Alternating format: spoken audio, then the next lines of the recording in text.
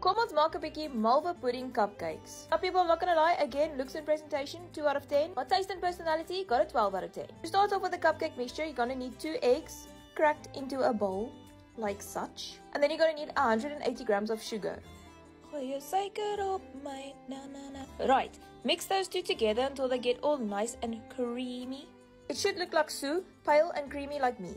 Next up is 2 tablespoons of butter, and then you're going to get 3 tablespoons of apricot jam. Just pour the butter into the jam, and then you're going to throw it in the microwave and melt the two together that it looks something like this. Next up is 1 tablespoon of vinegar thrown into your apricot and butter mixture. Then you're going to take this apricot jam and butter mixture with the vinegar and throw it into your egg mixture.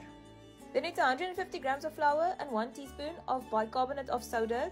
Sift together, and then you're just going to pour that dry ingredients some with your egg mixture, and then just mix that together. Now completely forgot to add the milk, so it's 100 ml of milk. This probably damaged the recipe, but oh well, we move. Oh yeah, don't forget to preheat your oven to 180 degrees. Line a cupcake tin, and then just spoon your mixture into the cups. Then pour it in the oven for about 15 to 20 minutes at 180 degrees. While that's in the oven, we're gonna make this saucy. In the pot, it's 50 grams of butter, 50 grams of sugar, 125 ml of cream, and 60 ml of water. Just gonna moer all of that by mekaar, and then you're gonna throw it on the stove and let it boil.